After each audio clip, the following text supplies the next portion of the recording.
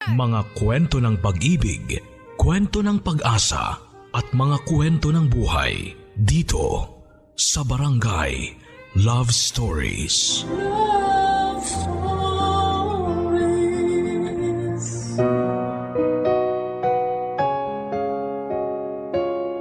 May mabibigat na pangyayari sa buhay natin. Ang pinipili na lang natin na pilit na ibaon sa limot. Minsan pa nga ay niayaw na nating malaman yon ng ibang tao.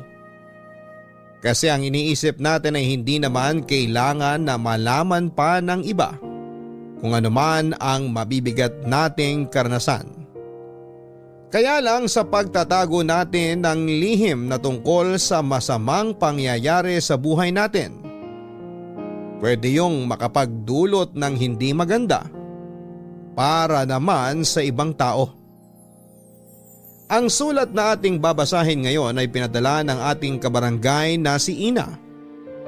Isang kapatid na walang ibang hinangad kung hindi ang matulungan ng kanyang ate at pamangkin na natitirang parte ng pamilya para sa kanya.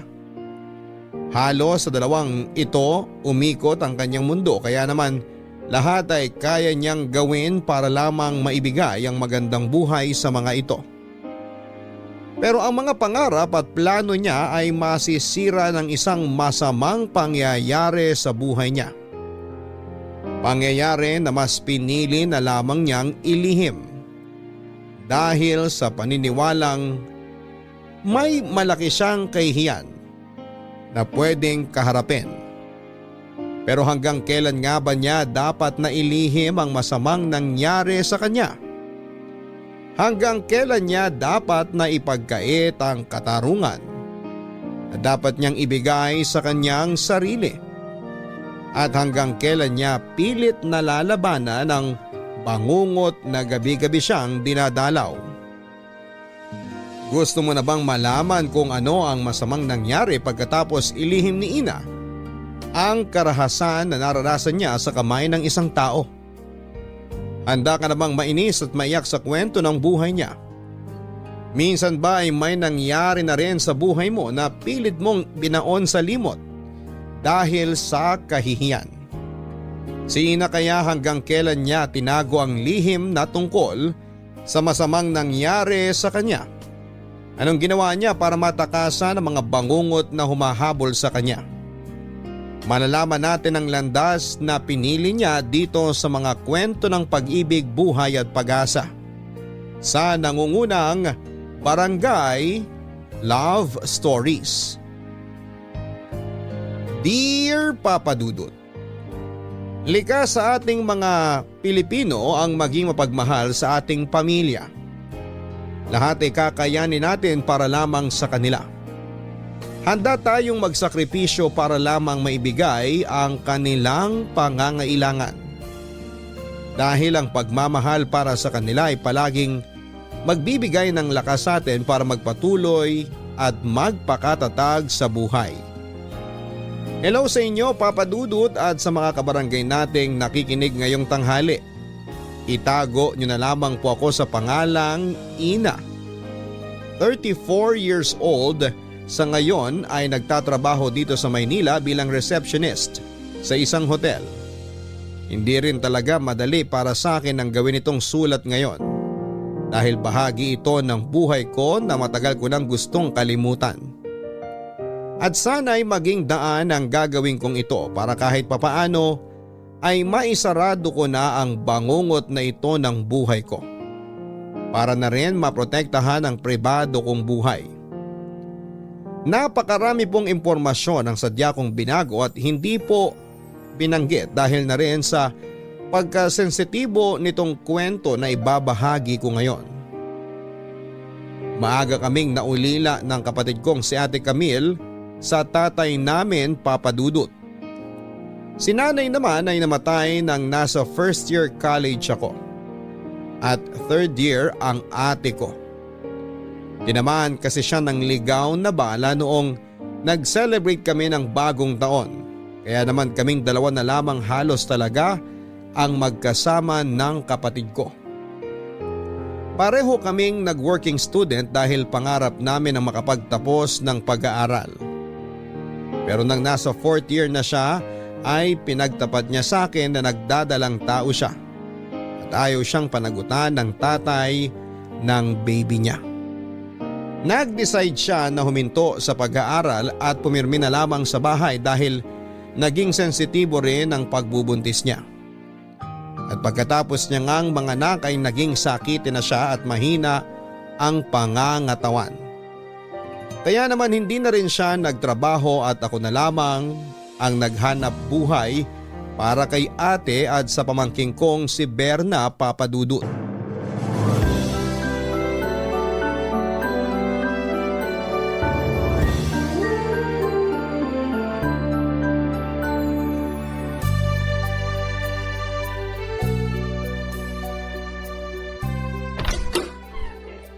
Grabe, ang bigat naman talaga nito mga pinamili ko.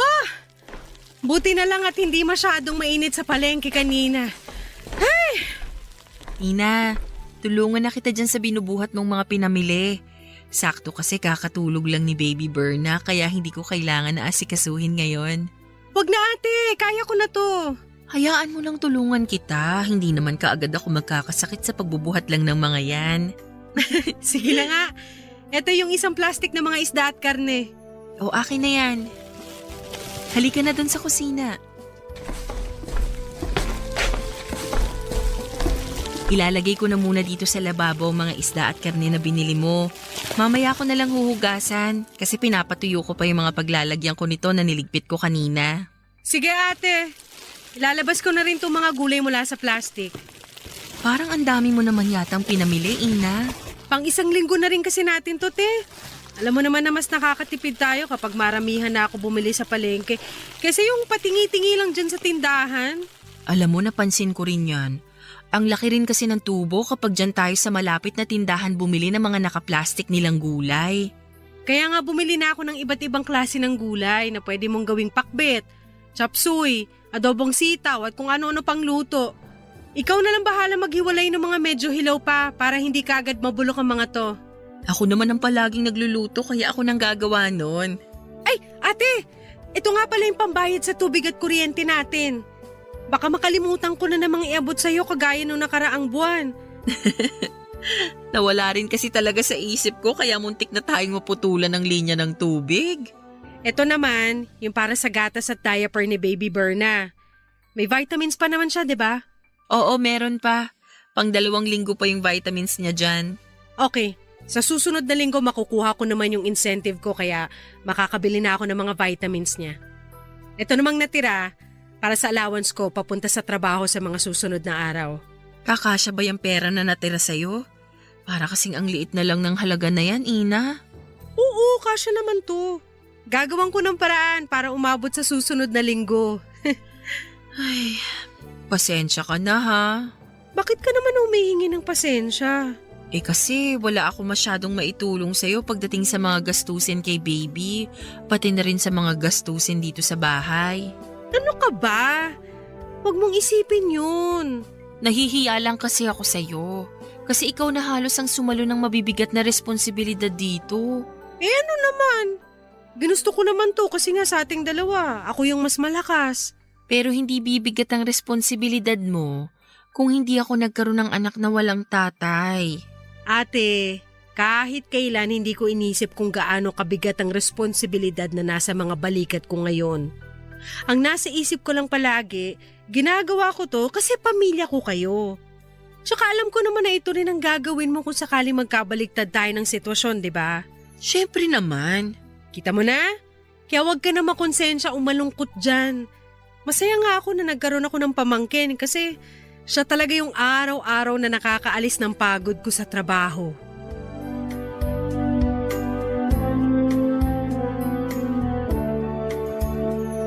Papadudot na hirapan din talaga ako sa sitwasyon na meron ako noon pero syempre hindi ko yon pinapakita.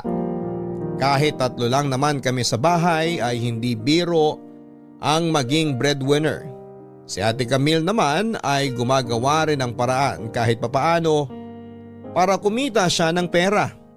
Naglagay siya ng maliit na lamesa sa harap ng bahay namin, kung saan ay nagtitinda siya ng mga tsinelas, basahan at kung ano-ano pang maliit na gamit. Kaya lang maliit lang din talaga ang kinikita niya, Papa Dudut. Pero ayoko naman siyang sisihin dahil hindi niya kasalanan kung naging mahina ang katawan niya pagkatapos niyang manganak. Wala na rin kaming naging balita pa sa ex-boyfriend niyang nakabuntis sa kanya, Papa Dudut. Tuluyan na talagang tinakasan ng lalaking yon ang responsibilidad niya kay Ate Camille at Berna. Responsibilidad na ako ang sumalo. Dahil wala naman akong ibang pagpipilian. Pamilya ko sila at ayokong mapasama sila o maghirap kahit pwede ko naman silang tulungan. Basta gagawin ko ang lahat para manatili kaming magkasama bilang isang pamilya, Papa Dudut.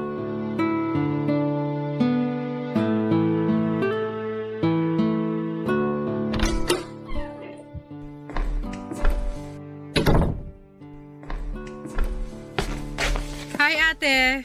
Oh, ang aga mo naman yatang nakauwi ngayon. Wala na rin kasing bumibili sa bake shop kanina. Kaya nagsara na lang kami ng maaga. Dapat nag-text ka na mapapaaga ka ng uwi para nagluto na ako kaagad kanina. Ayos lang ate. Hindi pa naman ako masyadong gutom eh. Magtitimpla na lang muna ako ng kape rito. Okay, may tinapay pa naman dyan kung gusto mo na makakain na magaan sa tiyan. Kape na lang, ayos na sa akin to. Ay oo nga pala, nabalitaan mo ba yung nangyari dun sa dalagitang anak ng kapitbahay natin? Yung nagtitinda ng gulay dyan sa may malapit sa sakayan ng jeep? Sino sa tatlong anak niya? Yung dalagitang medyo maputi? Oo, siya nga. Wala naman ako nabalitaan tungkol sa dalagitan na yun. Ano nangyari? 2 araw na kasing nawawala yung dalagitan na yun. Akala pa nung nanay, nakipagtanan sa boyfriend kasi nga napagalitan bago mawala. Lumabas daw yung dalagitan ng bahay ng 10 oras ng gabi. Ay, saglit lang at ilalagay ko lang tong sitaw dito sa niluluto kong pakbet. Grabe talaga mga kabataan ngayon. Mapagalitan lang ng konti, naglalayas na kaagad. Hay nako, sinabi mo pa. Kaya lang, nakakalungkot yung nangyari dun sa dalagita. Bakit? Ano ba nangyari sa kanya? Kasi nga nang puntahan ng nanay yung bahay ng boyfriend, nalaman niya na wala pala dun ang anak niya. Hala! Saan daw nagpunta? Sa mga barkada niya? Wala rin. Kaya nga nireport na nila sa barangay. Tapos kahapon lang nung bumili ako ng toyo, may nakita ako na nagkukumpulan ng mga tao dun sa may bakanting lote na puro tambak ng basura ang nakalagay. Nakiusyoso ako saglit at nagulat ako na may mga pulis na nakatayo dun. Tapos narinig ko sa mga nandun na may umaalingasaw daw kasi dun na masangsang na amoy. Ayun, nakita na nga dun yung bangkay ng dalagita na hubot-hubad tapos wala ng buhay. Hala, grabe! Kawawa naman yung dalagita na yun. Ay naku, sinabi mo pa. Kawawa din yung nanay niya kasi panganay na anak niya yun. Naku, kaya ikaw, palagi kang mag-iingat sa biyahe mo ha. Lalo na at minsan 10 oras ka na rin ng gabi nakakauwi. Matanda naman ako ate. Kaya hindi mo na ako kailangang alalahanin pa. Ano ka ba? Iba pa rin yung nag-iingat lalo na at babae ka pa. Alam ko naman yun. Kaya nga hindi ako masyadong kumakausap ng mga hindi ko naman talaga kilala. Mabuti naman kasi hindi mo na talaga alam kung sino pa ang pwede mong pagkatiwalaan sa panahon ngayon.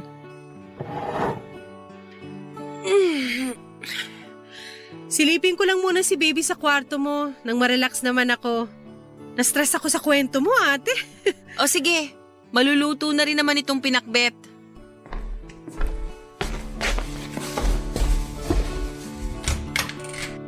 Baby Berna!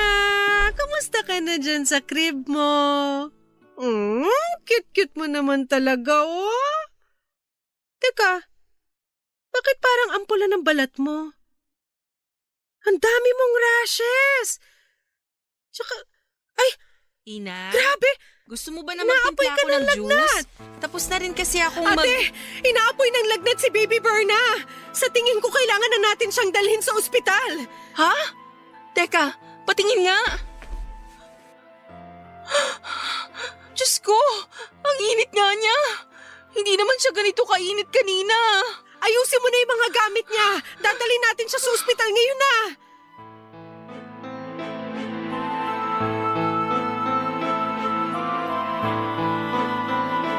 Papadudot yon ang unang pagkakataon na nagkasakit ang pamangking kong si Berna.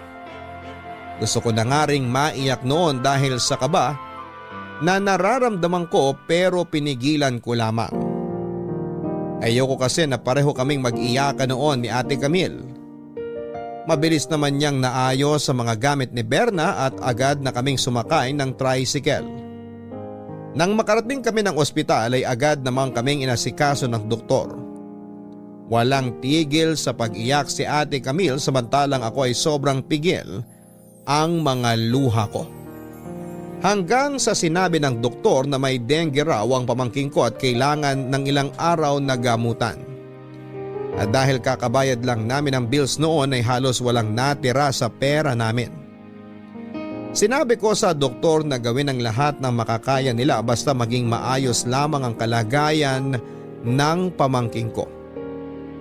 Nagpaalam din ako kay Ate Camille na aalis muna para manghiram ng pera sa mga dati kong kaklase na nakatira lamang sa malapit. At sa awa ng Diyos ay hindi naman ako binigo ng kaibigan ko. Bumalik ako noon sa ospital na may sapat na akong pera para sa gamutan ng mahal kong pamangkin na si Berna Papadudut. Papadudot naging maayos naman ang kalagayan ng pamangking kong si Berna. At pagkalipas lamang ng ilang araw ay nakauwi na rin kami. Labis-labis ang pasasalamat namin sa Diyos. Nang tuluyan na siyang gumaling at ang sabi pa ng doktor ay mahirap daw talaga para sa isang baby na kagaya ni Berna ang dapuan ng dengue. At kadalasan nga ay hindi na nakakaligtas pa. Kaya naman nag-general cleaning talaga kami sa bahay. Tapos ay kinausap din namin ang mga kapitbahay para pakisuyuan na linisin ang kanilang mga bakuran. Maayos naman po ang naging pag-uusap namin lalo na nang malaman nilang nagkaroon nga ng dengue ang pamangking ko. Papadudot sa totoo lang ay parang ang ako na ang tumayong nanay ng pamangkin kong si Berna. Ako na nga halos ang sumagot ng lahat ng pangangailangan niya mula sa vitamins, diaper, mga gamit pang baby at kung ano-ano pa. Hanggang sa unti-unti na nga siyang lumaki at ako na rin na nagpaaral sa kanya at gumagawa ng paraan para sa iba pa niyang mga gastusin. Kumbaga inaasa na talaga sa akin ni Ate Camille ang lahat. Ayos na rin yon kesa mahirapan siya pati na ang pamangking ko. Kahit madalas na nga ako ang nahihirapan sa paghahanap ng trabaho kapag nag-e-end of contract ako sa isang kumpanya.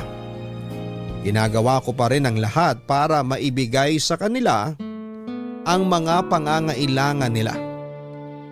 Ganon ang naging routine ng buhay ko sa loob ng mahigit na 8 taon, Papadudut.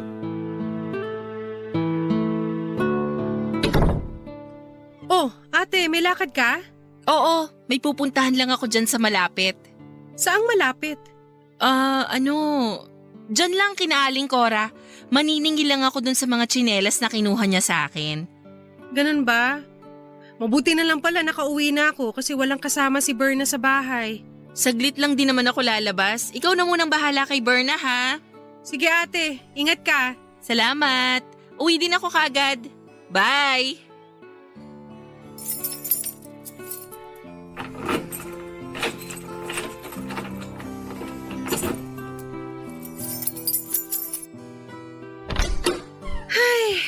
Nakakapagod naman talaga yung biyahe pa uwi.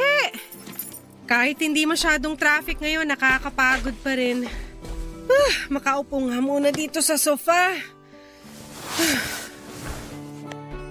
Hello po, Tita Ina. Hello din, Berna. Ano yung hawak mo at dahan-dahan ka kung maglakad? Tasa po ng kape para sa inyo. Baka po kasi matapon kaya maingat po ako sa paglalakad ko. Naku! Akin na nga yan at baka mapasok ka pa. Eto po oh. Ako po nagtimpla ng kape na yan, tita. Talaga? Sige nga, tikman ko nga. Hipang ko muna kasi mainit pa nga.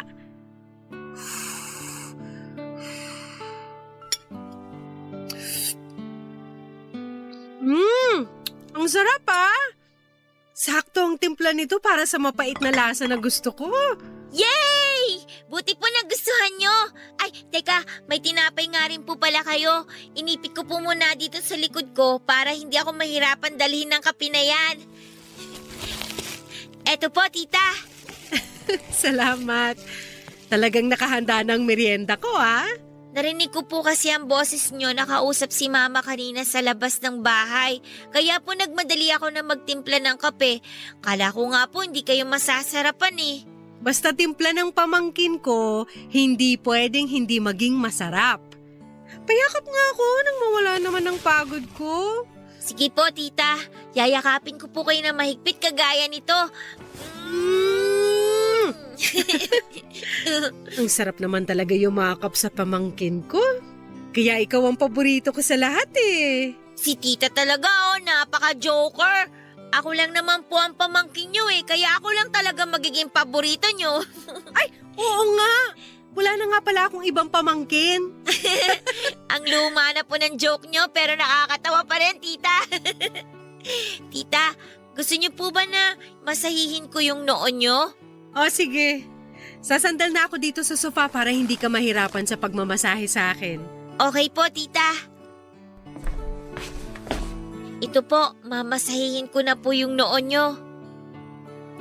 Yan. Okay po ba, tita? Ang sarap naman ng ginagawa mong pagmamasahe, Berna. Saan ka ba natuto magmasahe ng ganyan?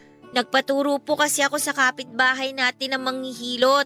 Nanay po yun ang kaklase ko. Ang sabi ko po sa kanya, gusto ko matutong magmasahe. Para kapag pagod po kayo galing sa trabaho, marirelax po kayo kahit papano kapag minasahe ko na kayo, tita. Papadudot maswerte ako kasi lumaking mabait at malambing ang pamangking kong si Berna. Doon ko nararamdaman na lahat ng sakripisyong ginagawa ko ay nasusuklian lalo na kapag niyayakap niya ako. Hindi rin kasi biro yung naging trabaho ko ng mga panahon na yon. 2 oras ang biyahe papunta sa trabaho at pauwi sa bahay at araw-araw ko yung ginagawa. Yon ang unang regular na trabaho na meron ako kaya hindi ko rin talaga kaagad na binitawan. Nagbebenta kami ng mga encyclopedia sa tinatawagan naming customer kaya nakaka-stress din talaga.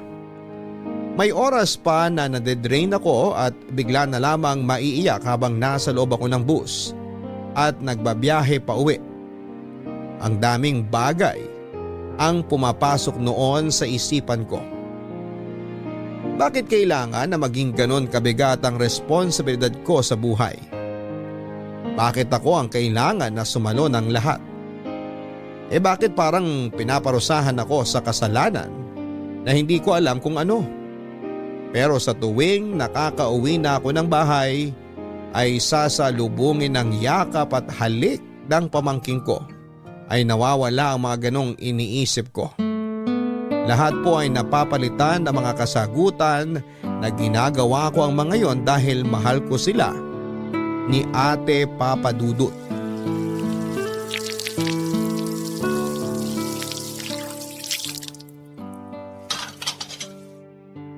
Nasaan na kaya si Ate Camille? Ang text niya kanina pauwi na siya pero wala pa rin siya rito sa bahay. Tita, tapos na po ako magpunas ng mesa. Very good, Berna! Gusto mo ba mag-watch ng TV sa sala? Doon na lang po ako sa kwarto kasi gagawin ko pa po yung ibang assignment ko Hindi ko pa po kasi natapos kanina. Okay, sige. Matatapos na rin ako dito sa pagliligpit ko. Tawagin mo na lang ako kapag kailangan mo ng tulong sa mga assignment mo, ha? Opo, tita. Tawagan ko nga si Ate Camille pagkatapos ko rito sa ginagawa ko. Oh, siya na yata yung pumasok. Magpunas na nga muna ako ng kamay at masilip siya.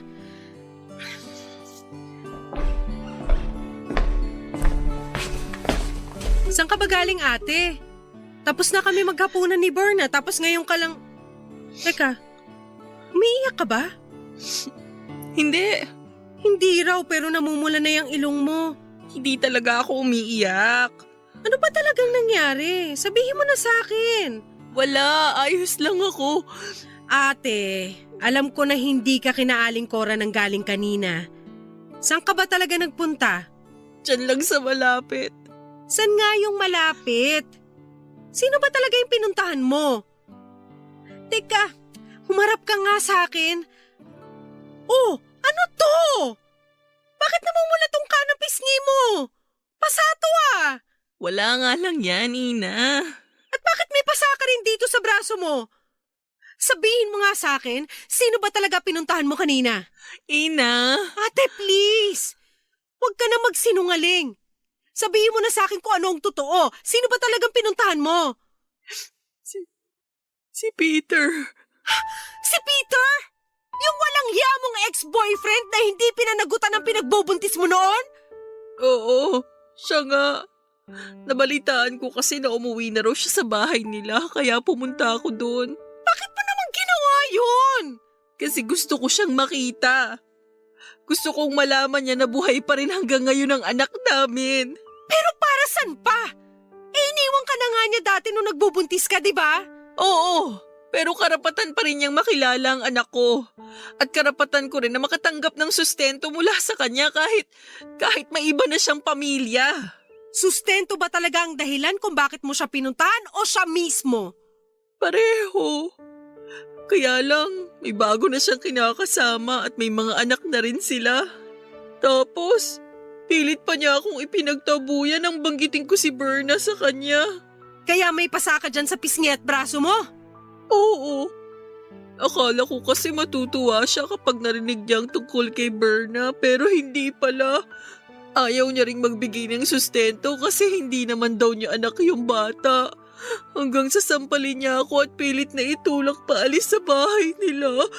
Napakawalang niya talaga ng lalaking yan. Ipapabarangay ko talaga siya, makikita niya. Huwag ka nang umiyak, ate. Huwag ka mag-alala. Hindi ko naman kayo pababayaan kahit ano pa mangyari. Andito lang ako para sa inyo ni Berna.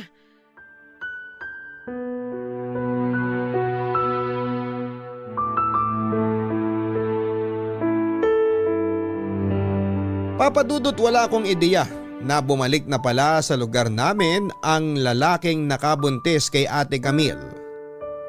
Kaya hindi ko rin alam na may plano si ate na puntahan siya. Pero nang makita ko ang mga pasa sa katawan niya, pakiramdam ko ay tumaas sa ulo ko ang dugo ko dahil sa galit na nararamdaman ko. Tinakasan na nga ni Peter ang responsibilidad niya kay ate. Tapos ay sasaktan pa niya ang kapatid ko.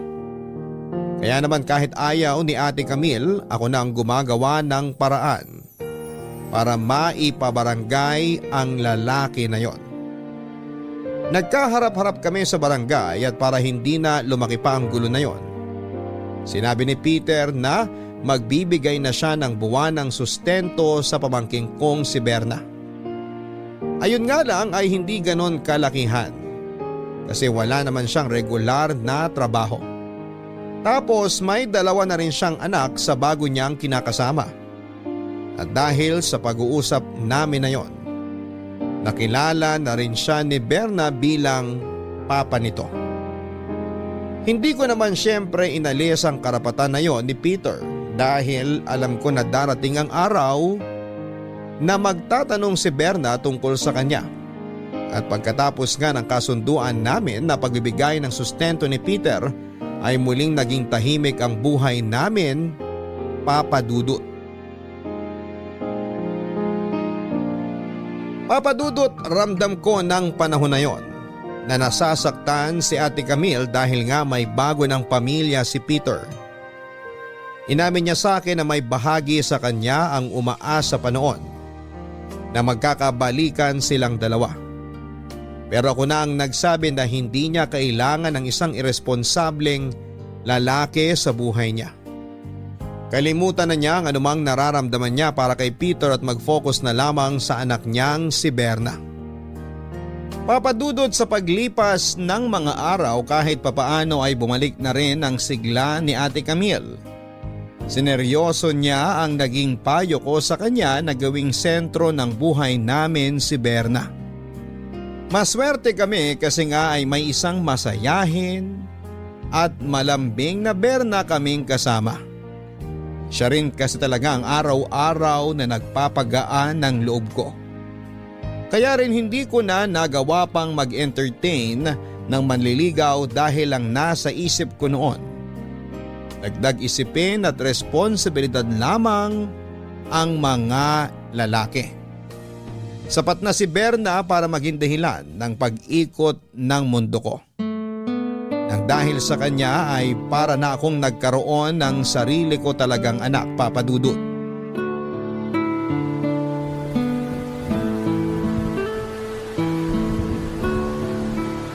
Buisit naman na bus yun.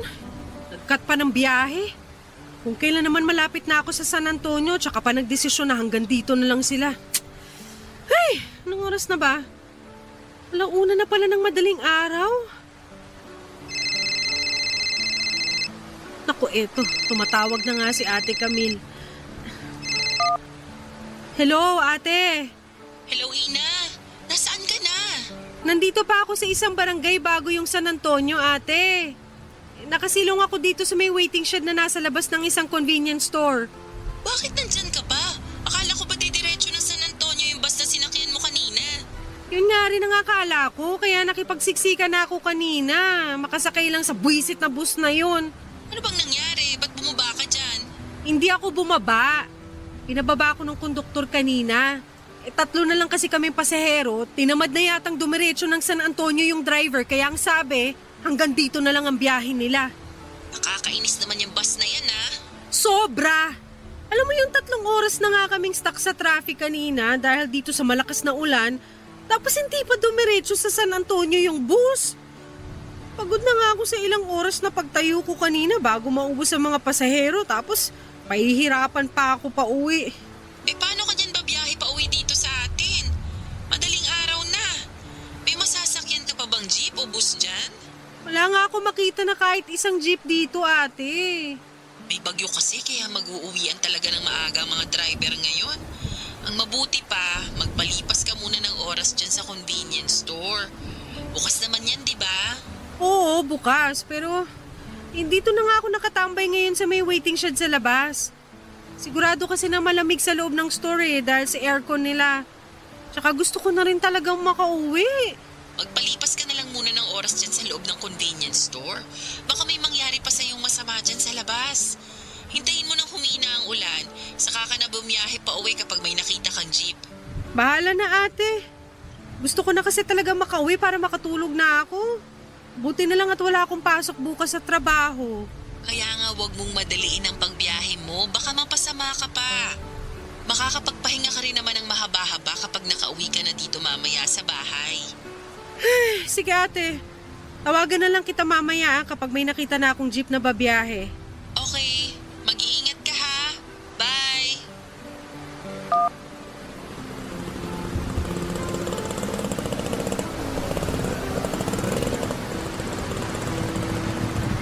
Miss, pauwi ka na ba? Sakay ka na dito sa tricycle ko. Naku, hindi na po, Manong. Salamat po. Malakas ang ulan. Wala ka nang makikitang bumabiyahe na jeep ngayon. Mamaya pang alas 5 ng umaga babiyahe mga ngayon. Hindi na po talaga. Ayos lang naman po ako dito. Pa San Antonio ka, di ba? Narinig ko na sinabi mo yun sa kausap mo sa cellphone. Sakto, kasi doon din ang uwi ko. Pauwi din po kayo doon? Oo, taga doon ako, kaya lang sa dulong purok. Kaya sumabay ka na sa akin. Kasi isang barangay lang naman ang uuwian natin. Huwag kang mag-alala. Hindi kita sisinginin ng mahal na pamasahe. Sige po, sasakay na po ako sa tricycle niyo.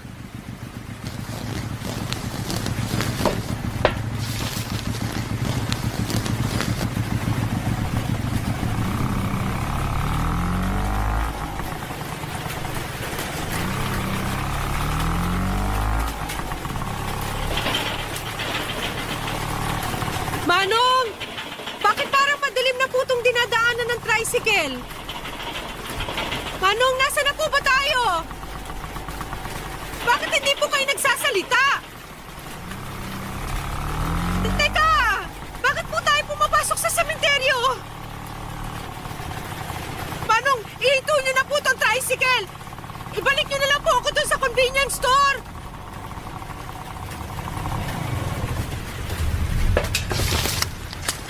Tatakbo ako papunta ron. Hihingi ako ng tulong. Ayoko mamatay dito. Tulong! Tulungan niyo ako! Parang awa niyo na! Tulong! Saan ka pupunta, ha?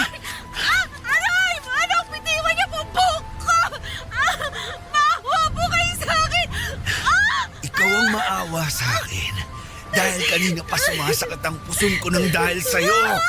Saka tumahimik ka na dyan. Kasi wala rin namang makakarinig sa'yo na kahit sino sa lugar na to. Kung hindi ang mga patay lang na nasa ilalim na ng mga hukay nila. Parang awa niyo na po. Huwag niyo po ako papatayin. Nakikita mo tong malaking kutsilyo na hawak ko? Kung ayaw mo maging gripo yung leg mo, gagawin mo lahat ng sasabihin ko sa'yo. Halika!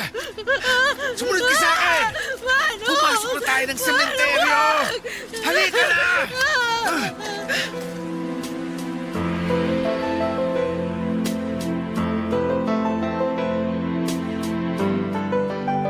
Papadudot, napakadilim talaga sa lugar na dinadaanan ng tricycle kaya hindi ko kaagad na aninag na maling kalsada na pala ang kinakaroonan ko.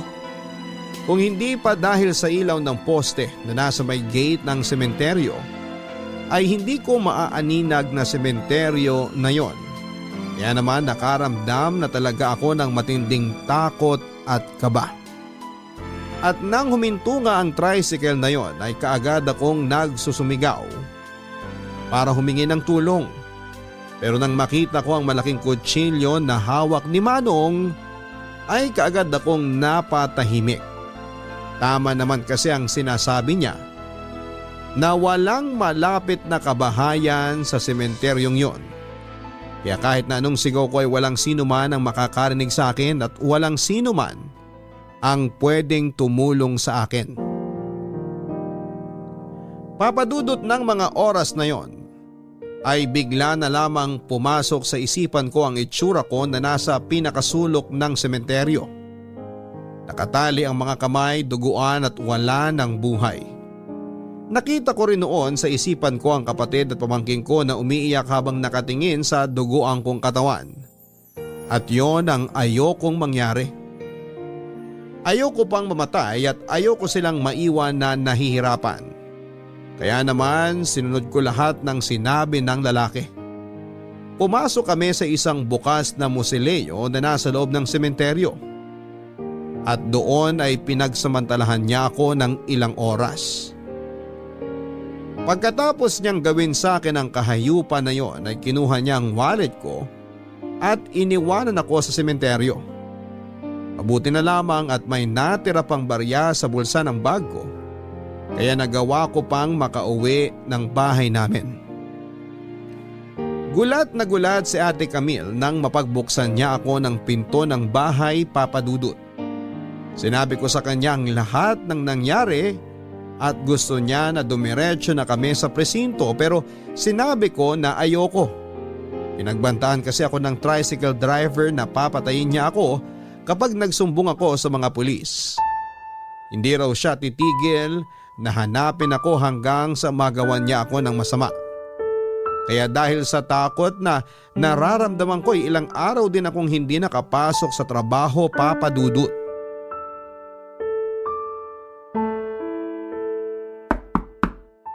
Tina, ako to. Pwede ba akong pumasok sa kwarto mo? Oo, ate. Pasok ka.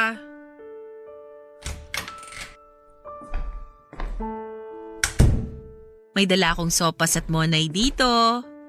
O ilalapag ko na dito sa mesa ha. Wala akong ganang kumain. Ina, kailangan mo namang galawin to kasi ilang araw ka nang walang masyadong kinakain.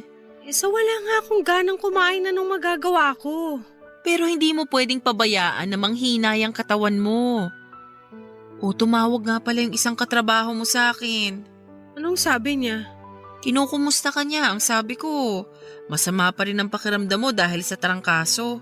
Tinatanong na raw kasi ng supervisor nyo kung kailan ka makakabalik sa trabaho. Hindi mo rin daw kasi sinasagot ang mga tawag nila. Tatawagan ko na lang sila mamaya. Ako nang bahalang magpaliwanag sa kanila. Teka, may inuwi nga palang bibingka si Berna para sa'yo.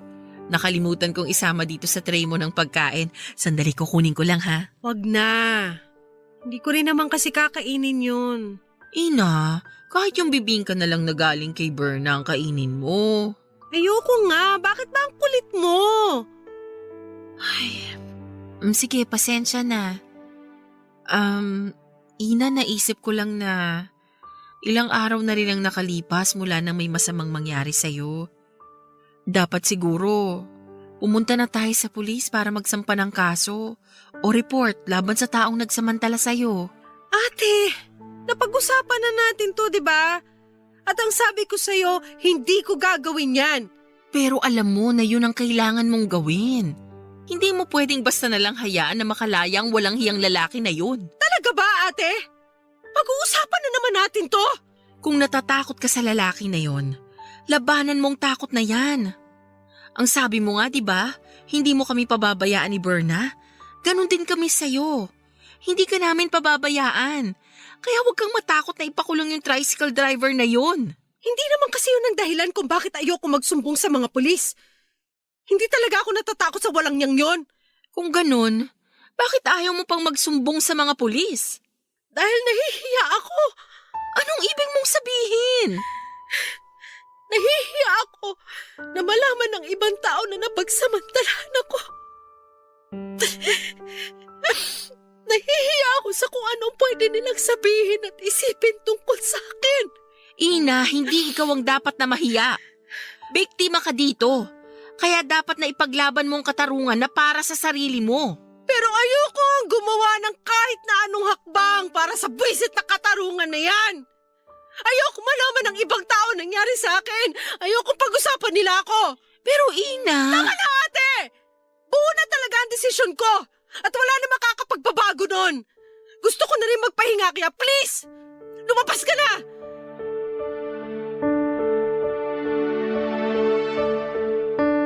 Papadudot, hindi naman talaga ang pagbabanta sa akin ng tricycle driver ang dahilan kung bakit ayoko magsumbong sa mga pulis. Oo, takot ako sa mga sinabi niyang pananakot pero kaya ko namang talagang labanan ang takot na yon. Kaya lang ay ayoko pa rin na magsumbong sa mga pulis dahil ayokong malaman ng ibang tao ang masamang nangyari sa gabi ng araw na yon. Ayokong malaman ng iba na napagsamantalahan ako. Dahil natatakot ako na baka mag-iba ang tingin nila sa akin. Nahihiya ako sa mga nangyari sa sarili ko. Pakiramdam ko kasi ay may kasalanan din ako kung bakit ako napahamak at napagsamantalahan. Hindi ako handa sa masasakit na salitang pwede kong marinig mula sa ibang tao. Ayokong malubog ako sa kahihiyan at mapag-usapan sa lugar namin. Dahil naging biktima ako ng pangahalay ng isang masamang tao.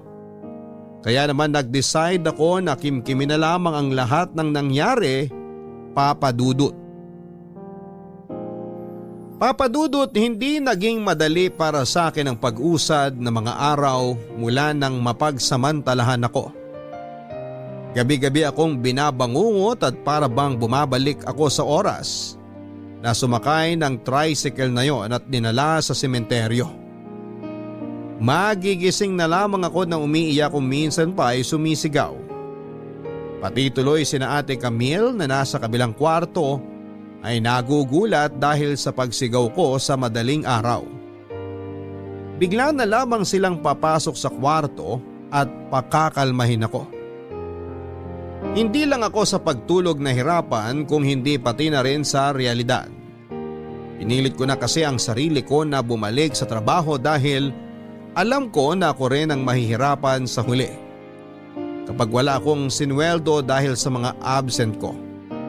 Sa paglipas nga ng mga araw ay napansin ko sa sarili ko na naging malaki ang takot ko sa mga lalaki.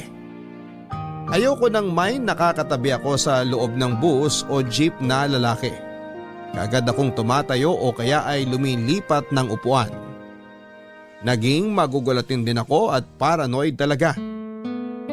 Kahit kailan din ay hindi na ako sumubok pa na sumakay ng tricycle dahil pakiramdam ko ay lahat ng driver ay gagawan ako ng masama, Papa Dudut. Tita, andito po pala kayo sa sala. Mainit kasi dun sa loob ng kwarto ko kaya pumunta ako rito. Sakto po, kasi dadaling ko dapat tong tray na may juice at puto bumbong sa kwarto nyo. Para sa akin yan? Opo, hinanda ko po talaga to para sa inyo, tita. Okay, sige. Ilagay mo na lang dyan sa lamesa, mamaya ko na lang kakainin. Meron din po palang kutsinta sa kusina. Binili po ni Mama sa naglalako kanina. Gusto niyo po ba kunin ko at sama ko dito sa puto bumbong ninyo? Hindi na. Busog pa rin naman ako kaya baka hindi ko rin makain yun. Grabe ang init talaga kahit nakatutok na sa akin ng electric fan. Ipikit ko na nga lang muna ang mga mata ko. Tita, gusto niyo po ba masahihin ko ulo niyo? Wag na, ayos lang ako. Pero ang sabi niyo po dati, gumagaan po yung pakiramdam niyo kapag minamasahe ko po kayo. Baka po mas ma-relax kayo kapag ginawa ko po yun. Hindi na nga. Pipikit na lang ako at baka makaidlip na rin ako kahit paano. Ayos na yun sa akin kasi. Ano ba yan? Tita, sorry po. Nagulat ko po yata kayo sa biglang paghawak ko sa noo nyo. Gusto ko lang naman po kasing masahihin ang ulo nyo Sinabi ko na nga na ayoko, diba? Bakit ang kulit mo? Kasi po, gusto ko lang po kayong ma-relax, tita. Nakita mo ba na narelax ako nang hawakan mo ang noo ko? Diba hindi? Sorry po, tita. Sorry. Ang sabihin mo, mahina lang yung utak mo kaya hindi mo naiintindihan ang sagot ko kanina. Sinabi ko na nga na ayoko, diba? Tapos lapit ka pa na lapit sa akin.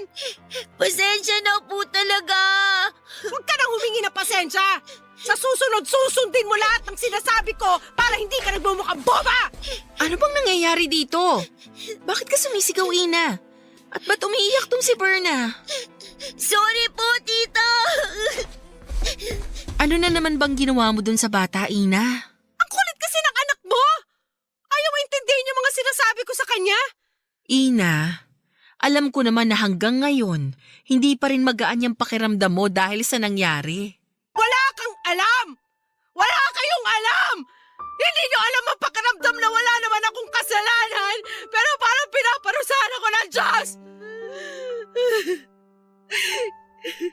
Ginawa ko naman lahat para maging mabuting tao ako. Ginawa ko lahat para maging mabuting kapatid at tita ako. Pero bakit kailangan na mangyari ito sa akin? Bakit kailangan na maparusahan ako ng ganito? Hindi ka parusahan tong nangyayari sa'yo, Ina. Oo, hindi madali itong pinagdadaanan mo ngayon. Pero huwag mong isipin na pinaparusahan ka ng Diyos. Ano pala to? Ha? Walang kamatay na pagsubok na naman? Grabe naman talaga, Ate Camille. Ako na lang ba ang tao dito sa mundo kaya parang sa akin na lang binabagsak ang mga buwisit na pagsubok na to? Huwag ka nga magsalita ng ganyan. Alam mo naman na lahat ng to may dahilan. Mahirap man intindihin ngayon. Pero ang kailangan natin magpakatatag. At please lang, kung ano man ang galit na nararamdaman mo dyan sa dibdib mo, huwag mong ibuntun yun sa mga taong nasa paligid mo, Ina.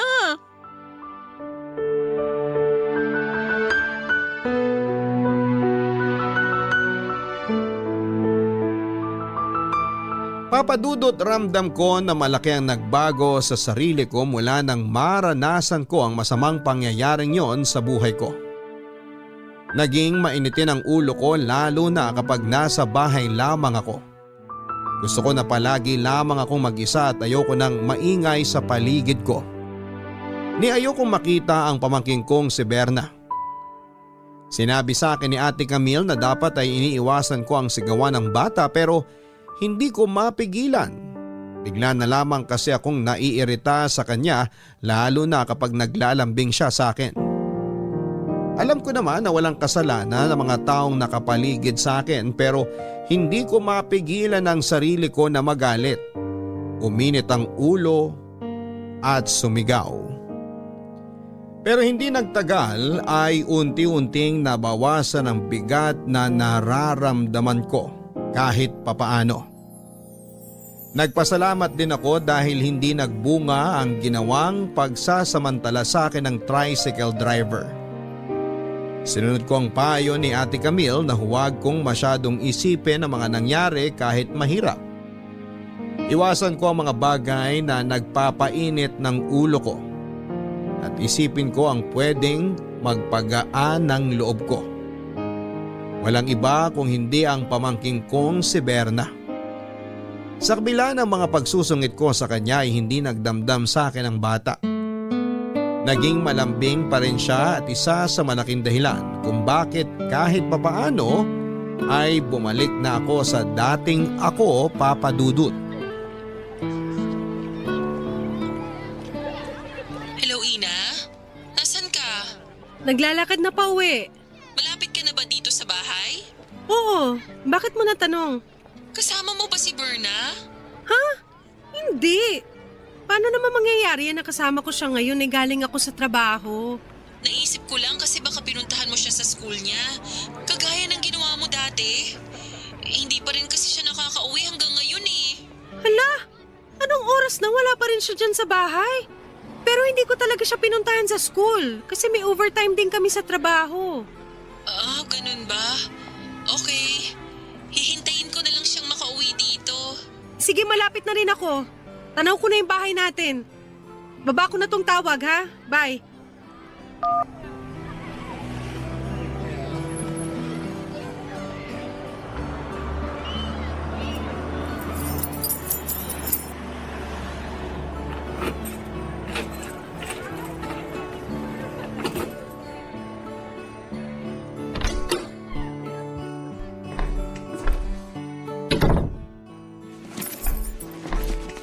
Ano ate?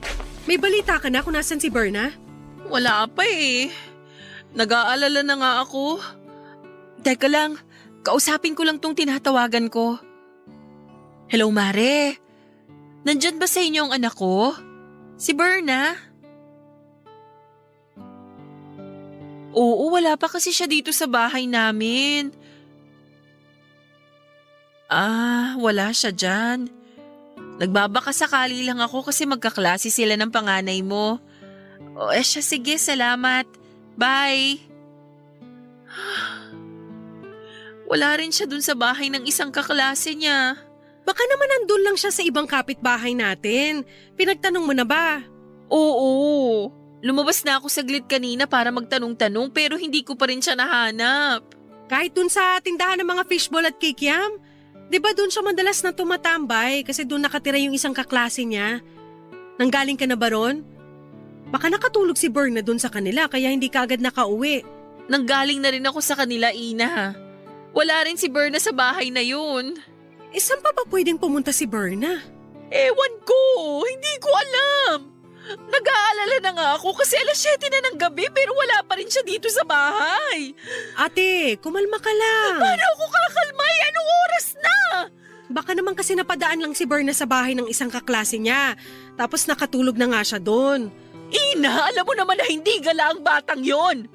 Mas lalong hindi niya ugaling pumunta sa ibang bahay nang hindi nagpapaalam kanino man sa ating dalawa. Oo, alam ko naman yun. Sinusubukan lang naman kitang pakalmahin. Tao po! May Ina! kumakatok. Camille! Parang Nandyan boses ba ni kayo? Kapitan yun ah. Tao Baka po! kasama na niya si Berna. Halika na, Ina!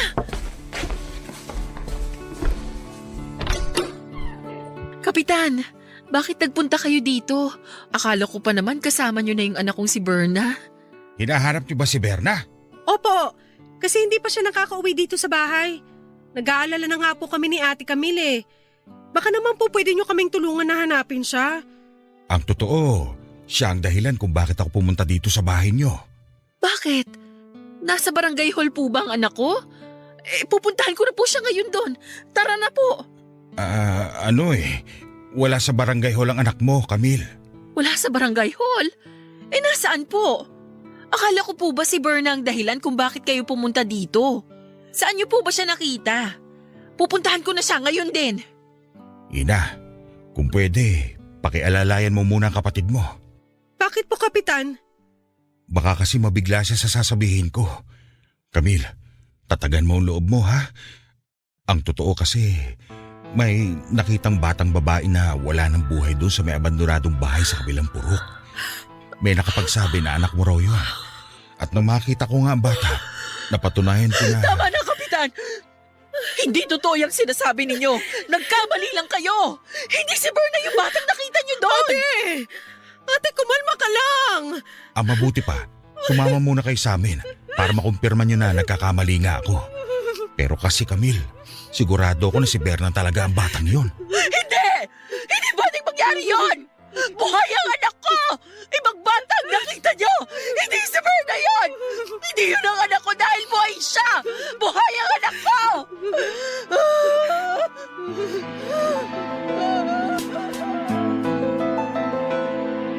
Papadudot halos panawa ng ulirat si Ate Camille dahil sa sinabi ni Kapitan. Mabuti na lang at nagising din siya kaagad kaya naman sabay na kaming umalis ng bahay. May dumating ding ibang kapitbahay namin noon at tinulungan niya akong alalayan si Ate Camille sa paglalakad hanggang sa makarating kami sa sinasabing lugar ni Kapitan. At doon nga ay nakumpirma namin ang isang napakasamang balita, Papa Dudut. Ang batang tinutukoy ni Kapitan na nakita sa mga abandonadong bahay ay walang iba kung hindi ang pinakamamahal kong pamangkin na si Berna. Doon na tuluyang nawala ng malay ang kapatid kong si Ate Berna at halos pati ako ay muntik na ring mahimatay dahil sa mga nakita ko, Papa Dudut. Kalunos-lunos ang itsura ng 9 na taong gulang kong pamangkin. Duguan ang kanyang mukha, may butas sa kanyang ulo na tila pinukpok ng matigas na bagay. Suot niya pa ang blusa niya pero wala na siyang pang-ibaba. At nakatali ang kanyang mga kamay at paa. Para siyang hayop na pinahirapan ng taong gumawa sa kanya ng masama. Napaluhod na lamang din ako noon sa matinding sakit na nararamdaman ko. Na para bang naririnig ko noon ang pag-iyak ni Berna habang pinagsasamantalahan siya. Parang nakikita ko siyang naghihirap sa isipan ko at ang paghingi niya ng tulong ng paulit-ulit hanggang sa tuluyan na siyang mawalan ng hininga. Papadudot kaagad ding nahuli ang taong naging dahilan ng pagkamatay ng pamangkin ko. Dahil may CCTV footage na nakuha na malapit sa abandonadong bahay kung saan ay nakita si Berna. Namukhaan din siya ng isang taga sa amin at kaagad na naituro ang kanyang kinakaroonan na nasa kabilang bayan lamang at hindi ako makapaniwala nang makaharap namin siya sa presinto. Halos manginig ang buong katawan ko sa galit at kaagad kong sinugod ang lalaking humalay at pumaslang sa pamangkin ko.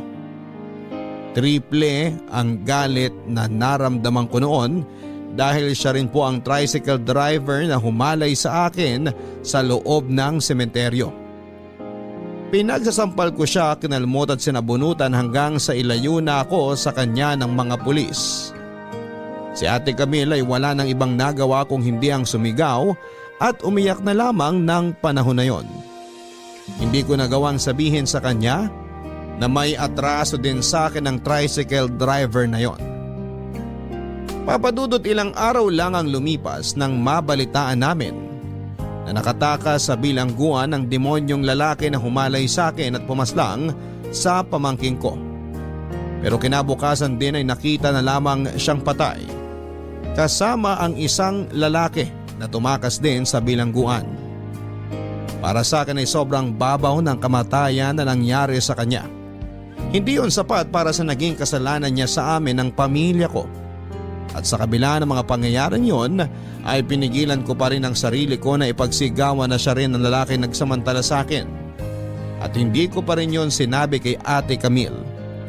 Ako lang ang nakakaalam na ang lalaking pumaslang sa pinakamamahal kong pamangkin ay ang siya ring humalay sa akin.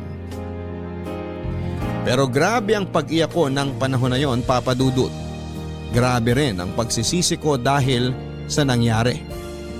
Palagi kong naiisip na paano kung sinunod ko ang sinabi ni Ate Camille. Paano kung nagsumbong ako sa mga pulis? Paano kung hindi ako natakot? Paano kung hindi ko inisip ang sasabihin ng ibang tao? Mangyayari kaya ang kapahamakan na yon kay Berna? Makakasama pa rin kaya namin siya ngayon? Halos 8 taon na rin ang nakakalipas mula nang mangyari ang lahat ng ito sa buhay ko, Papa Dudut. Nag-decide akong umalis sa lugar namin, parte na rin ang proseso ng pag-usad ko sa masalimuot na pangyayaring yon sa buhay ko. Nagpapadala na lamang ako ng pera sa probinsya para kay Ate Camille, pero wala pa rin akong lakas ng loob para sabihin sa kanya ang katotohanan. Natatakot ako na tuluyan niya akong kamuhian dahil tinago ko yon at pwedeng sisihin niya rin ako dahil sa nangyari kay Berna. Kaya naman hanggang ngayon ay sinusundan pa rin ako ng bangungot ng nakaraan. Nagigising ako sa madaling araw na basa ng luha ang magkabila kong pisngi. Kasunod ang paghagulhol ko. Dala ko pa rin ang pagsisisi dahil sa mga nangyari at sana ay dumating ang araw na unti-unti nang mapatawad ang sarili ko. Salamat po, Papa Dudut, sa pagbabasa ng sulat ko na dito ko na rin po tinatapos. Ang inyong forever kapuso at kabarangay, Ina. Maraming salamat, Ina, sa pagbigay ng oras na maibahagi itong kwento mo dito sa aming programa na Barangay Love Stories. Salamat sa binigay mong tiwala dahil hindi biro ang mga pinagdaanan mo sa parteng ito ng buhay mo. At sigurado ako na hindi rin naging madali para sa iyo. Nabalikan ang parteng ito ng buhay mo pero nagawa mo para makapagbahagi ng kwento at aral sa ating mga kabarangay. Aral na sana ay matuto tayong labanan ng takot at hanapin ang katarungan na para sa ating sarili. Hindi tayo dapat na nagpapadala sa sinasabi o pwedeng sabihin ng ibang tao dahil walang ibang mas mahalaga kung hindi ang katarungan na makukuha natin dahil sa masamang pangyayari na naganap sa buhay natin. Alam ko na hanggang sa mga oras na ito ay napakabigat pa rin nang nararamdaman mo at patuloy mong sinisisi ang sarili mo dahil sa pagkawala ng pamangkin mong si Berna. Lalo na at hindi alam ng kapatid mong si Camille na iisa lang ang lalaking nagsamantala sa iyo at ang lalaking gumawa ng masama sa pamangkin mo. Siguro ay makakatulong ng tuluyan sa pag-usad mo kung magagawa mong sabihin ang totoo sa kapatid mo. Pero ihanda mo rin ang sarili mo sa kung ano ang pwede mong marinig mula sa kanya. Dalangin ko rin, Ina, na sana ay maibigay mo ang totoong kapatawaran sa sarili mo. Magdasal ka at humingi ng tulong sa may kapal para dumating ang araw na tuluyan nang mawala ang bigat na ilang taon mo nang dinadala nang dahil sa madilim mong nakaraan. Hanggang sa muli, ako po si Papa Dudut sa mga kwento ng pag-ibig, buhay at pag-asa sa Barangay Love Stories number 1. Mga kwento ng pag-ibig, kwento ng pag-asa at mga kwento ng buhay dito sa Barangay Love Stories. Love Stories. Forever. Nagustuhan ng iyong napakinggan? Ituloy yan via live stream sa www.gmanetwork.com/radio. Kabarangay, i-share mo ang iyong barangay love stories. Sabay-sabay nating pakinggan ang iyong kwento ng pag-ibig, buhay at pag-asa. Ipadala lang sa barangaylovestories@yahoo.com. Ang mga kwento ng pag-ibig, kwento ng buhay at kwento ng pag-asa dito sa Barangay Love Stories. Love Stories. Minsan nahahanap natin ang pamilya sa ibang tao. Sa hindi naman natin kaano-ano. Madalas pa nga ay kung sino pa yung mga hindi mo kadugo ay sila pa ang mabuti sa iyo. Ikaw, kabarangay, naranasan mo na bang ituring na pamilya ang mga taong hindi kasama sa inyong pamilya? Dear Papa Dudut, ako po si Aliana, kahilera na ang mga nasa 30. At dahil nape-pressure na ako sa mga tao sa paligid ko sa kakatanong kung kailan ba ako magkakajowa, humanap na ako para matahimik na sila. Bukod sa pressure, parang feeling ko ay ready na rin po naman akong magkaroon ng karelasyon. 2 taon na rin akong nabakante. Na-trauma kasi ako sa huling nakarelasyon ko. Kaya naman sinumpa ko na ang lahat ng mga lalaki. Hanggang sa bigla kong na-miss yung feeling na merong minamahal. At sa paghahanap ko ay natagpuan ko siya sa Facebook, Papa Dudut. Ako mismo ang nag-add sa kanya.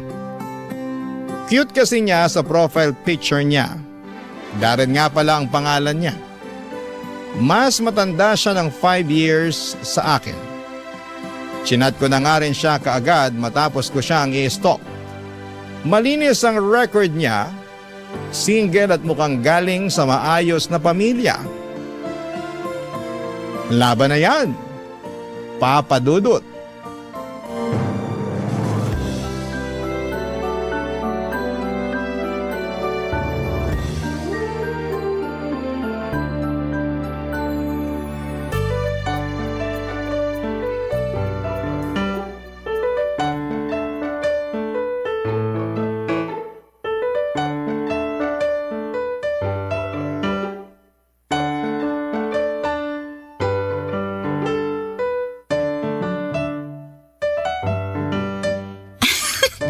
Bagay ko ba talaga yung bangs ko? Oo nga.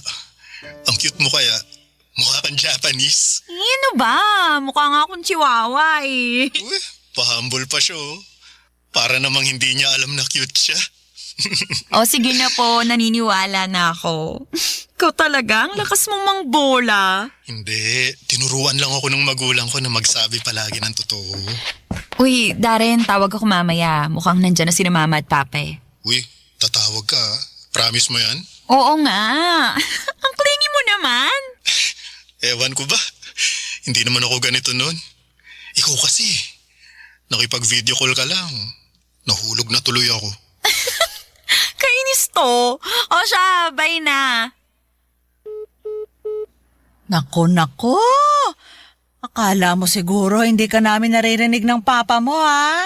Nasa kabilang barangay pa lang kami, rinig na namin yung hagi cake mo. Oh, ma, pa. Bakit kasi ang aga niyong umuwi? Di ba ang sabi niyo gagabihin kayo? Umuwi na kami ng maaga kasi nakatunog kami na makikipagharutan ka sa lalaki. Tama naman ang hinala ko.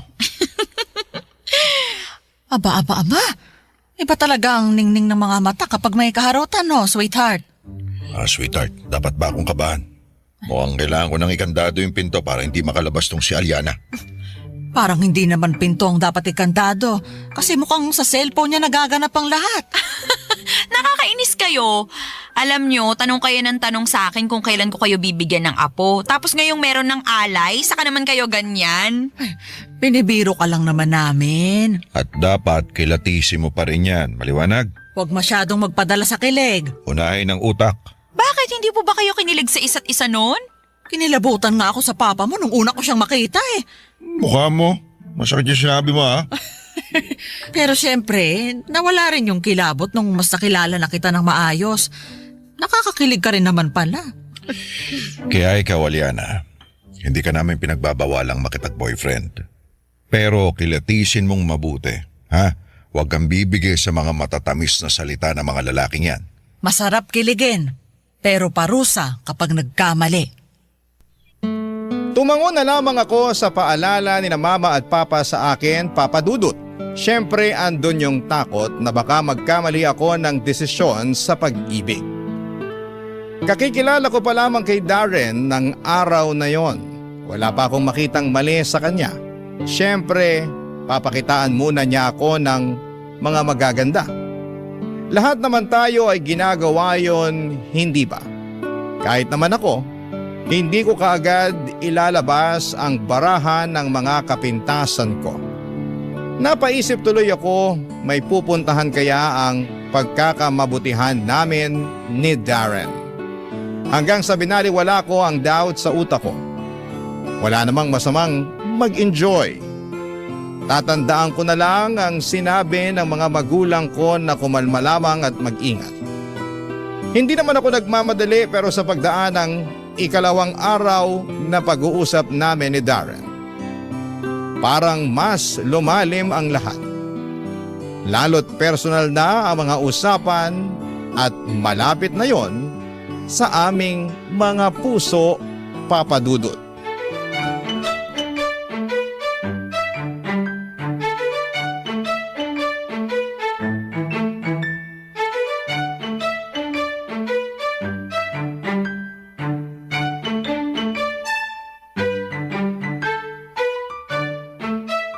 Ang dami na nating napag-usapan, no? Mula kaninang umaga pa tayo nagvi-video call, ha? Oo nga eh. Sumuko na nga tong power bank ko. Ako nga, hindi na umalis sa saksakan. Alam mo, ang saya lang na makausap ka. Kung saan-saan kasi napupuntang usapan natin eh. Oo nga mula sa paboritong ulam hanggang sa pinakaayaw na sahog sa chop suey. At pinakaayaw na kulay ng medyas. Paano sinong tao ang makakapag-isip na pag-usapan ang kulay ng medyas, di ba? Ano pa kaya ang next natin pag-uusapan? Parang kilala na natin masyado ang isa't isa eh. Samantalang, second day pa lang natin to na magkakilala. Marami pa tayong kailangang malaman sa isa't isa, no? O sige, ano bang masasuggest mo na topic? May naisip ako pero baka umatras ka eh. Baka i-block mo na ako pagkatapos. Hindi yan. Ano ba? Tungkol sa mga ex? Nako, kayo talagang mga babae. Ang hilig pag-usapan ng nakaraan. Laging gustong topic yung mga ex. At kayong mga lalaki, panay ang iwas sa usapang ex. Kaya nakakaduda kayo eh. Feeling namin lagi kayong may tinatago. Mga babae talaga. Tamang hinala palagi. Hindi talaga kayo aamin ng mali, no? At hindi naman kayo magpapatalo. Sige. Pag-usapan na natin ang mga ex na yan para tapos na. Sure ka? Baka naman masama ang loob mo, ha? Hindi naman. Naka-move on na ako dun sa ex ko. Ako rin naman, no? Naka-move on na. Kaya nga heto at hinaharot ka na. Same. Hindi ko na tatanungin kung sino ang ex mo para hindi ako matuksong i-stalk after nating mag-usap. Pero, sino yung pinaka-tumatak, pinaka-minahal at pinaka-masakit na nakarelasyon mo? Yung huli lang. Nagkahiwalay kami 3 years ago. 7 taon kaming magkarelasyon nun. Unang karelasyon na sineryoso ko. Pero sa huli, yun. Iniwan din ako. Bigla akong kinabahan sa 7 years, ha? Ano namang laban ko dun? May laban ka dun, basta loyal ka lang. Niloko ko nun eh. Kaya X na agad yung 7 years namin. Alam mo bang nabuntis siya nun? Akala ko sa akin. Yun pala sa ibang lalaki. Inamin niya lang sa akin nung nakunan siya.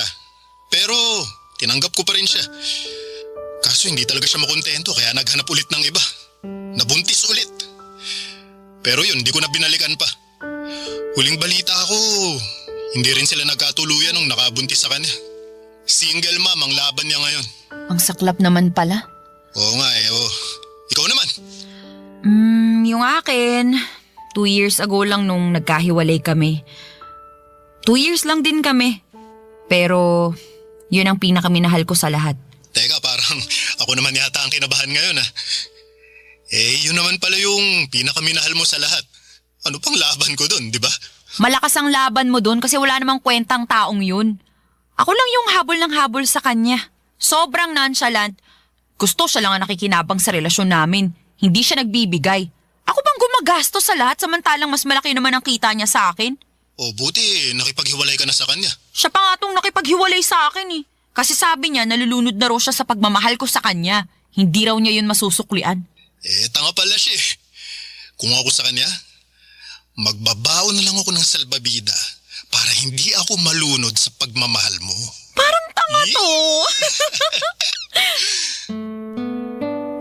Pinag-usapan pa namin ang ibang mga naging ex namin, Papa Dudut.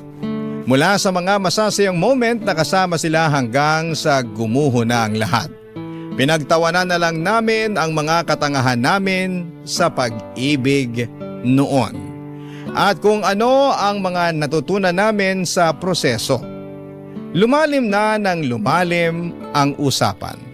Mas nakilala namin ang isa't isa mula noong inopen namin ang topic sa mga nakarelasyon namin. Naniniwala kasi ako na kung sino ang pinili mong karelasyon ay siyang direktang refleksyon mo at mga dapat ayusin sa sarili mo. Kaya noong napag-usapan namin yun ni Darren ay mas nakilala namin kung sino ang isa't isa. Parang yon ang pundasyon namin. Dahil doon ay mas lalo kong nagustuhan si Darren, Papa Dudut. Malibang sabihin na sa ikalawang araw pa lamang na nakakapag-usap kami ay nai-in-love na ako sa kanya ng paunti-unti. Barangay Love Stories. Barangay Love Stories. Nag-leave ako sa trabaho ng 5 araw, Papa Dudut. Parang tinamad ako biglang magtrabaho dahil na-enjoy mag-relax habang kausap si Darren. First time na nangyari yon sa akin. Kasi priority ko talaga ang career ko sa lahat ng bagay. Kilala ko bilang girl boss pero nakakatunaw kasi ang presensya ni Darren, Papa Dudut. Safe na ngang masasabi na in love na ako kay Darren. Alam kong maraming magtataas ng kilay sa inyo sa sinabi ko pero huwag na tayong maglokohan pa. May ganitong moment din naman kayo, hindi ba? Mas lalo nga akong naging sigurado kay Darren nang sumali na sa video call ang magulang ko para makilala na siya, Papa Dudut.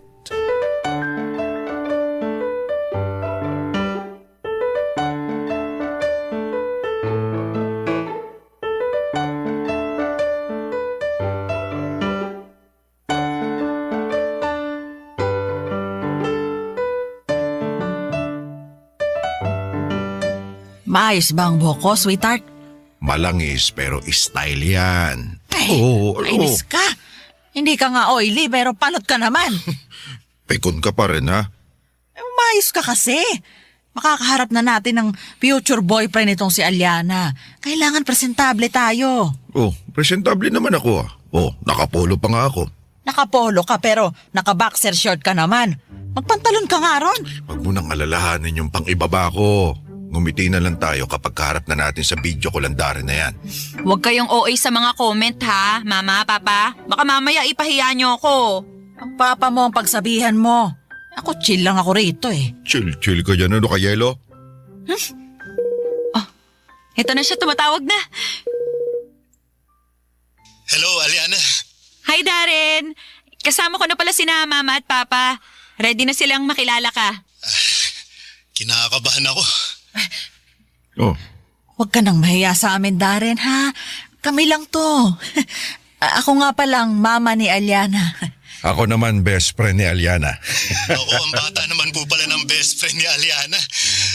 At ang nanay niya, alam ko na kung saan nagmana ng ganda si Aliana.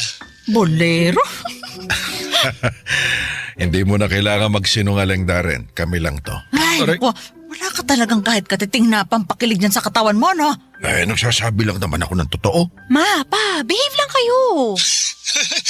Hayaan mo na, Aliana. Nakakatuwa nga ang mga magulang mo eh. Parang ang sarap nilang kasama. Tumatago sa screen ko yung pagmamahalan nila. Ay naku, paano na lang kapag nakasama mo pa sila sa personal? Naku, baka atakihin na ako sa kilig nun. Sweetheart, Bakit hindi mo man lang binola ng ganito yung magulang ko nung naliligaw ka sa akin, ha? Mabuti pa tong si Darren marunong. Hindi naman nadadaan sa bola yung mga magulang mo, lalo na yung nanay mo. Nasa labas pa lang ako ng bahay nyo, bumubuga na agad ang apoy. Nakakatawa po kayong panoorin. Sana mamit ko na kayo sa personal. Kulang tong video ko lang. Di dalaw ka sa amin.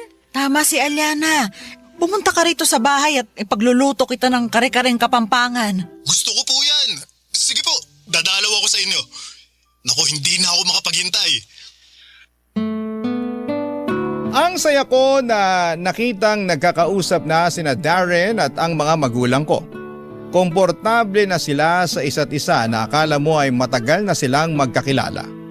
Mas dumaldal pa nga si Darren. Hindi ko na rin siya halos nakausap kasi sina mama at papa na ang kaharap niya. Nagkape na lamang ako at pinakinggan ang mga usapan nila, Papa Dudut. At habang pinagmamasdan sila na magkakausap ay hindi ko maiwasang mangarap na balang araw magkakasama na kami sa bahay namin. Magkakasalo sa kare-kare. Magkatabi kaming dalawa na nakikinig lang sa mga kwento nila mama at papa o kaya naman ay nakikinig sa radyo sa inyo, Papa Dudut. Di bale, sabi ko sa sarili ko, mangyayari din yon balang araw kapag pinagkaloob.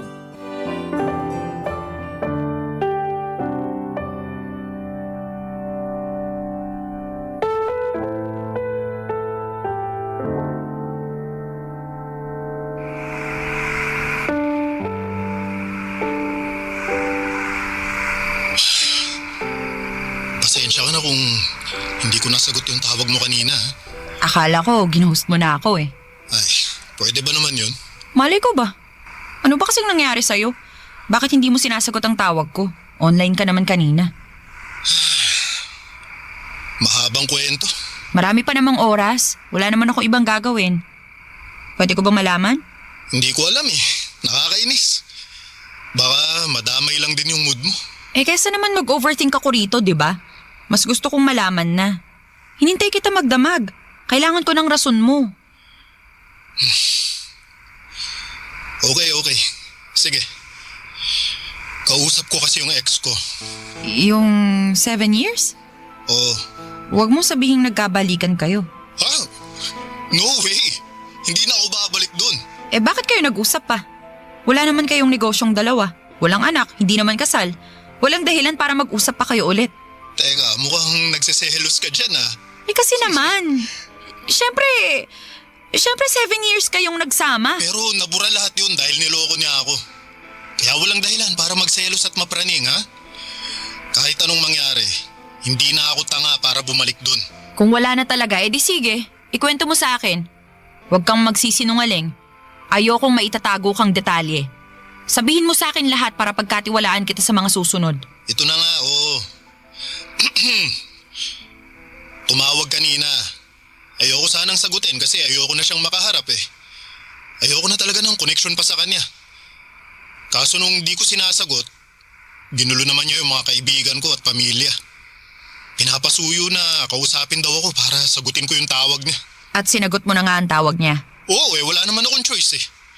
Kung hindi ko sasagutin, hindi niya titigilan yung mga malalapit sa akin. So eto na nga. Gusto niyang makipagbalikan sa akin. Ano? Ang kapal naman ang mukha niya? At bakit pa siya? Kalma lang, Aliana. Kasi naman. Anong sagot mo? Syempre, diretsahan kong sinabi na ayoko. Gusto lang naman niya akong balikan kasi nahihirapan na siya sa pagiging single mom niya. Natanggal siya sa trabaho. Hindi naman nagsusustento yung nakabuntis sa kanya. Umaasa lang siya sa magulang niya ngayon. Inamin naman niya to sa akin. Kaya nga raw siya nagsisisi na sinira niya ang relasyon namin. Kaya gusto niyang bumalik para itama ang lahat. Ano ko, tanga? Mabuti na lang at tumanggi ka. Nakahinga ako ng maluwag doon Sabi ko naman sa'yo, hindi mo na kailangan mangamba. Saka sinabi ko na rin sa kanya na meron na akong ibang babae na nagugustuhan. Uy, kiligin ka naman dyan. Oo, ito na nga. Nagsisimula na nga Kaya Aliana, huwag nang mapraning ha. Hindi na ako babalik sa kahit na sinong ex ko. Kahit meron pa kaming unfinished business. Hindi na ako lilingon kasi nasa harapan ko na ang gusto ko. Kuhang-kuha niya ako sa mga salita niya, Papa Dudut. Alam kong hindi dapat maniwala sa salita lamang. Pero ramdam ko kasing sincero siya, kaharap ko siya at nakikita ko yon sa kanyang mga mata. Tinatag na nga rin niya ako sa mga kung ano-anong post sa Facebook. Nagko-comment na rin siya sa mga post ko. Hindi siya katulad ng ibang lalaki na nagtatago sa social media ng babaeng nakakausap nila. Kaya alam kong seryoso siya sa akin. Yon ang ika-4 na araw na nagkausap kaming dalawa, Papa Dudut. At sa ika-4 na araw na yon ay para lang makampante na ako ay inaya na ako ng date ni Darren. Inaya na niya akong lumabas. Gusto na niyang magkaharap kami dahil hindi na raw siya makapaghintay pa. Pumayag ako kaagad, Papa Dudut. Walang kasing saya at sa wakas ay makikita ko na sa personal ang lalaking muling nagpatibok ng aking puso, Papa Dudut. Barangay Love Stories. Barangay Love Stories. Ika-5 araw ng pagkakilala namin ni Darren. Yun din ang araw na magkikita kaming dalawa, Papa Dudut. Noong umaga ay nakapag-usap kami para sa additional na plano. Kakain kami sa isang resto na sikat sa mga vlogger. Si Darren ang nagsuggest noon, Papa Dudut. Dadalhin daw niya ang motor niya para makapag-rides din kami sa Antipolo. Magkakape kami sa isa sa mga tagong view decks doon. Kilig na kilig ako sa mga plano niya. First time kasi na lalaki ang nagplano ng date. Yung mga ex ko kasi ako raw ang bahala na. Walang initiative. Ayaw ko ng ganon. Mabuti na lang at hindi gumaya si Darren sa style ng mga ex ko. Mas lalo tuloy akong nagkagusto sa kanya, Papa Dudut. Pagkatapos ng tawag namin ay sinimulan ko nang maghanap ng isusuot at nagpatulong ako sa mga magulang ko.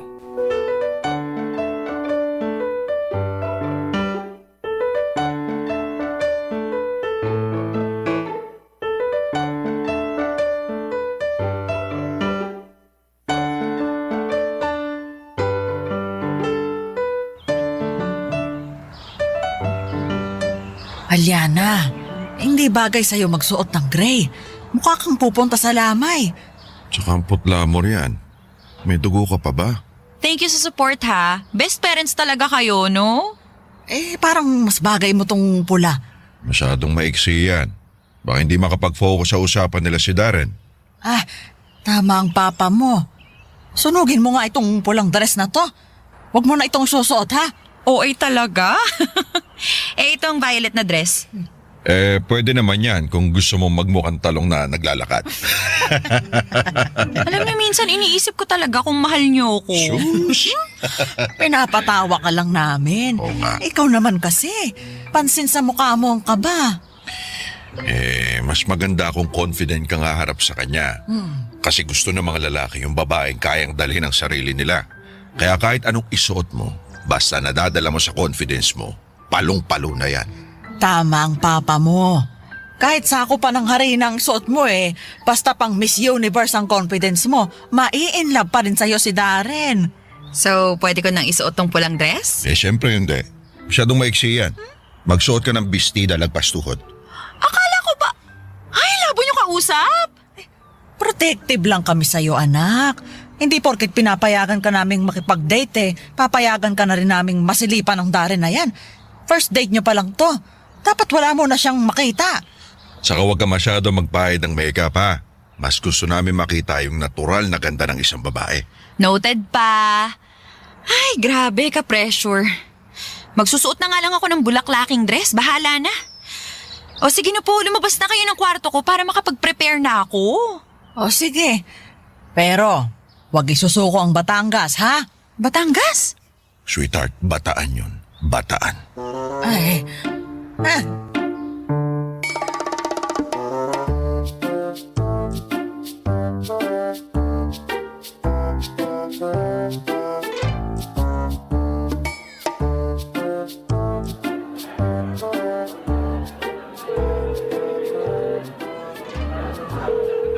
Dari, nasan ka na ba?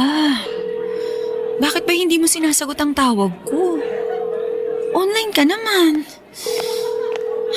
Hello, ma'am. Ay, ready na po ba kayong umorder? Pwede ko na po bang dalhin yung menu? Pwedeng mamaya na. Wala pa kasi yung kasama ko mukhang na-traffic. Sure po, ma'am. Pero remind ko lang din po kayo malapit na kaming mag-last call sa orders. Okay, sige lang. Parating na rin yung kasama ko. Saglit lang ha. Sure po, ma'am. Sige po.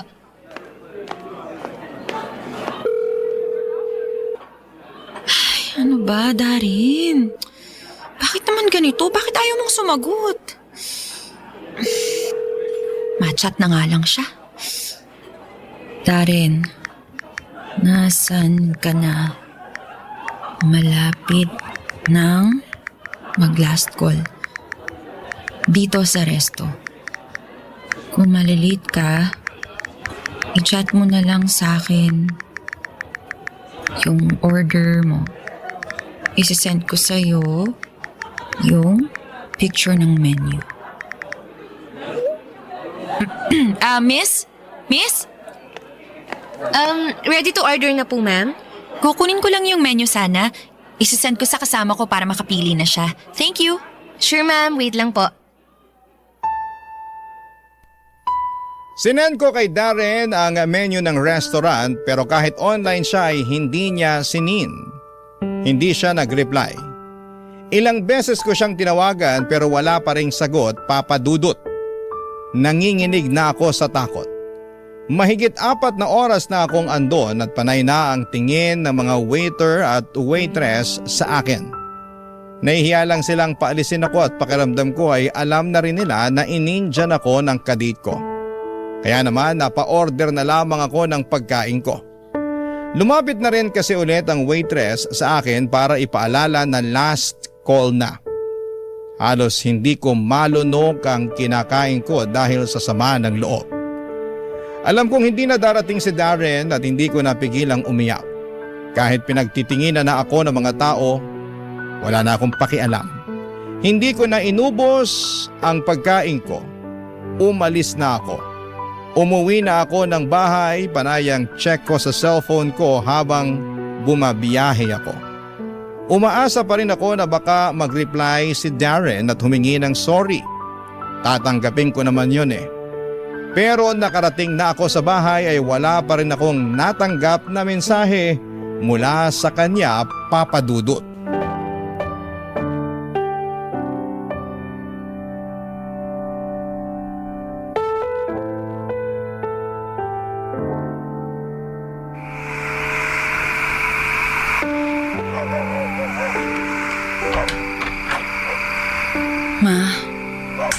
Oy, ay kala namin nakipagdaanan ka na Kumusta ang date mo?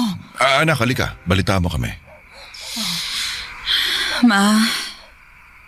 Pa. Oh, bakit malungkot ka? May masama bang nangyari?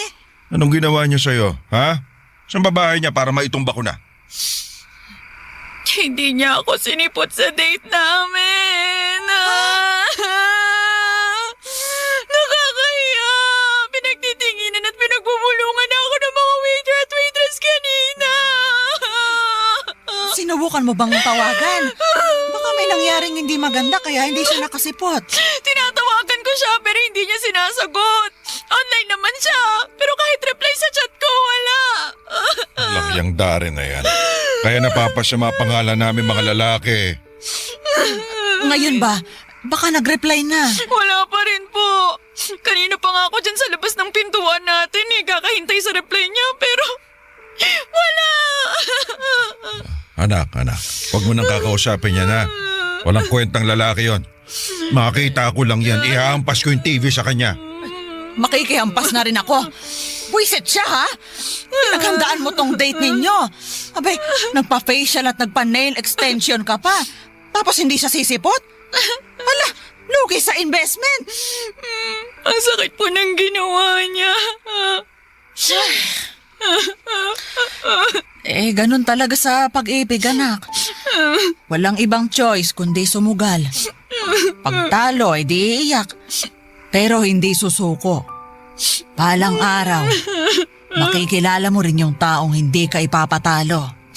Ayoko na po magmahal ulit. Ayoko na.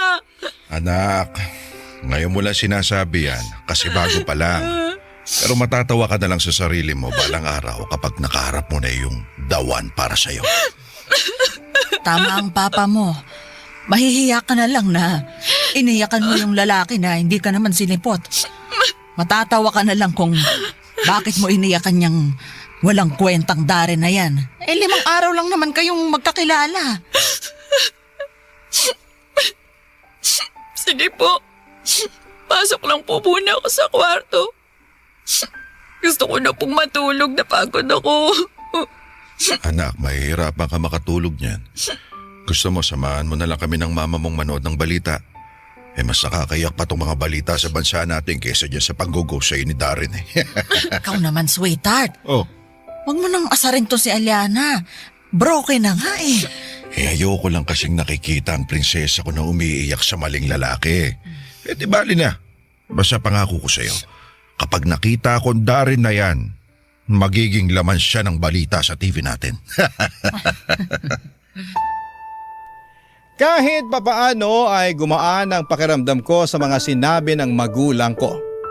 Sinamahan ko sila saglit para mailayo man lang ang isipan ko sa lungkot. Pero hindi yon umepekto. Pumasok na ako sa kwarto at sa huling pagkakataon ay sinilip ko ang inbox ko para i-check kung nag-message na nga ba si Darren. Pero wala. Nakita ko rin na in-unfriend na niya ako. Doon ko na-realize na tapos na ang 5 araw na naging masaya ako sa piling niya. Sa ngayon, halos 3 buwan na mula nang naputol ang koneksyon namin ni Darren. Pero hindi ko maintindihan ang sarili ko kung bakit inaabangan ko pa rin na mag-chat siya sa akin. Inaabangan ko pa rin ang paliwanag niya kung bakit bigla na lamang siyang nawala. Ano bang kasalanan ko? Bakit hindi na siya ulit nagparamdam? Mga katanungan na malabo nang mabigyan ng kasagutan. Pero hihingi lang sana ako ng payo sa inyo, mga kabarangay. Minsan din ba naging ganito kayo?